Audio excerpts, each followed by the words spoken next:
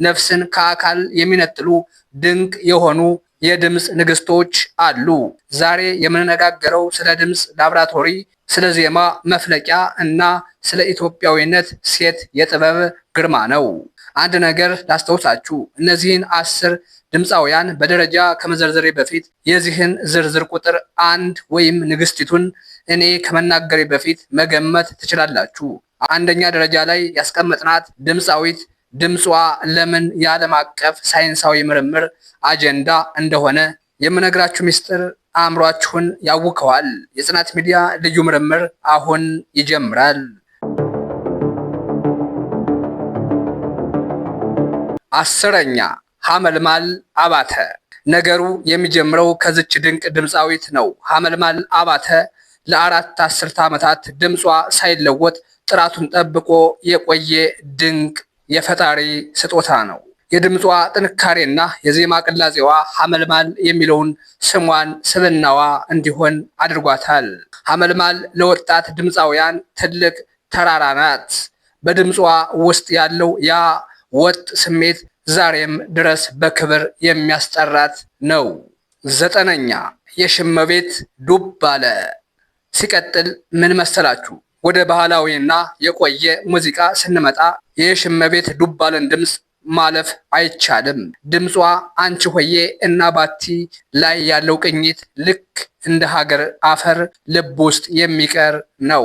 የሽመቤት ድምፅ በውስጡ የእናትነት ርኅራሄ እና የሀገር ፍቅር ንዝረት አለው። ድምጿ አሁንም ድረስ ሳይቀር ውበቱን ጠብቆ መቆየቱ የጽናት ውጤት ነው። 8ኛ መሰረት በለጠ።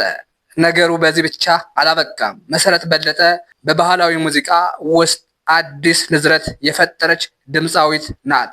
ድምጿ ልክ እንደ ሻሸመኔ አፈር የከበደ የታሪክና የባህል ትርክት ያለው ነው። መሰረት ዝም ብላ አትዘፍንም። የህዝቡን ማንነት በድምጿ ትስላለች።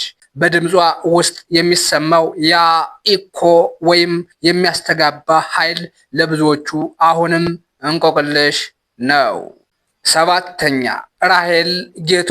ከዚህ ቀጥሎ ደግሞ በአዲሱ ትውልድ ትልቅ ንዝረት የፈጠረችውን ራሄል ጌቱን እናገኛለን። ራሄል ስልኪ ወይም ልሙጥ የሚባል አይነት ሲሆን የትዝታ ዜማዎችን የምታዜምበት መንገድ ለየት ያለ ስሜት አለው። ህዝቡ ድምጿን እንደ ማር የሚጣፍጥ ብሎ ይጠራዋል። እሷ የዘመናዊቷ ኢትዮጵያ የድምፅ ቀለም ነች። 6ኛ ዘሪቱ ከበደ። ይልቁንም ነገሩ የሚገርመው እዚህ ጋ ነው። ዘሪቱ ከበደ ድምፃዊ ብቻ አይደለችም። በድምጿ ውስጥ ታሪክ የምትስል ሰዓሊ ናት። ድምጿ ከከፍተኛ ቁጣ ወደ ረጋ ያለ ሹክሹክታ የሚለወጥበት ዳይናሚክስ ለብዙዎቹ አሁንም እንቆቅልሽ ነው። ዘሪቱ በድምጿ ውስጥ ነፍስ የመዝራት ተሰጥኦ አላት። 5ኛ ፍቅረ አዲስ ነቃ ጥበብ። በዚህ አላበቃም። ፍቅረ አዲስ ነቃ ጥበብ በድምጿ ውስጥ ያለው ጥራት እና ሀገራዊ ሽታ እጅግ አስገራሚ ነው። ድምጿ ልክ እንደ ጥሪት የሚቆጠር የትዝታና የባቲ ቅኝቶችን በከፍተኛ ጥንካሬ የምታዜምበት መንገድ የዜማ መፍለቂያ ያሰኛታል። ፍቅረ አዲስ በድምጿ ውስጥ ያለው የረጋ ስሜት እና ኃይል ተመልካችን በቅጽበት የመቆጣጠር ብቃት አለው። እሷ የዜማ ንግስት ብንላት ማጋነን አይሆንም። 4ኛ ማሪቱ ለገሰ። ሲቀጥል ደግሞ ወደ ትልቋ ንግስት ማሪቱ ለገሰ እንሻገር። የማሪቱ ድምፅ ስፖርት ወይም ሙዚቃ ብቻ አይደለም። ማሪቱ ማለት ወሎ ናት። ማሪቱ ማለት አምባሰል ናት። ድምጿ ውስጥ ያለው ያ የተፈጥሮ ጩኸት እና የቅኝት ቁልፍ በዓለም ላይ ከሚገኙ ድንቅ ድምፆች ተርታ የሚያሰልፋት ነው። ማሪቱ በድምጿ ብቻ የአንድን ሀገር ታሪክ መዝጋት ትችላለች። እሷ የኢትዮጵያ ባህላዊ ድምፅ ኩራት ነች። 3ኛ እጅጋየሁ ሽባባው። እዚህ ጋ ነው ትልቁ ሚስጥር ያለው። ጂጂ ድምጿ መናፍስታዊ የሚባል ኃይል አለው። በድምጿ ውስጥ የሚሰማው ያ አውሬ መሰል ጉልበት እና የሀገር ፍቅር ጩኸት ኢትዮጵያን በዓለም መድረክ በኩራት ያስጠራት ነው። ጂጂ ዝም ብላ አትዘፍንም። በድምጿ ትጸልያለች፣ ጂጂ የዓለም አቀፍ ጃዝ እና የኢትዮጵያ ስሜት ድልድይ ነች።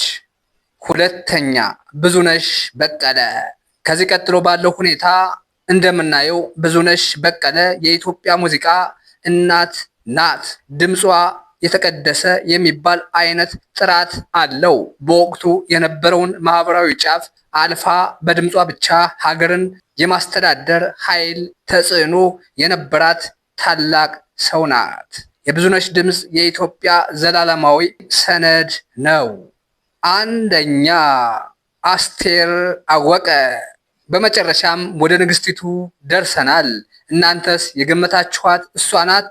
አስቴር አወቀ ለምን አንደኛ ሆነች?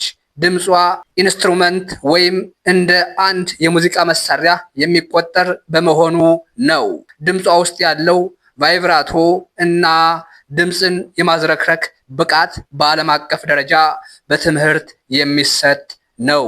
አስቴር በድምጿ ውስጥ ሺህ ስሜቶችን በአንድ ሰከንድ የመቀየር ተአምራዊ ችሎታ አላት። ለዚህ ነው አስቴር የኢትዮጵያ ድምፅ ምልክት ሆና የምትቀጥለው።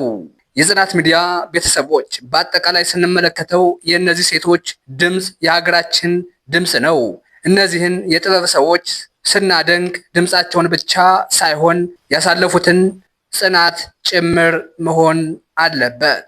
እናንተ ከነዚህ 10 ንግስቶች ውስጥ የማን ድምፅ ይበልጥ ነፍሳችሁን ይነካዋል? ቅድም የገመታችኋት ቁጥር 1ስ ትክክል ነች? ሀሳባችሁን በሰለጠነ ቃላት በኮሜንት አጋሩን። ለጽናት ሚዲያ አዲስ ከሆናችሁ ሰብስክራይብ ማድረጋችሁን በፍጹም እንዳትረሱ። በሰላም ቆዩ።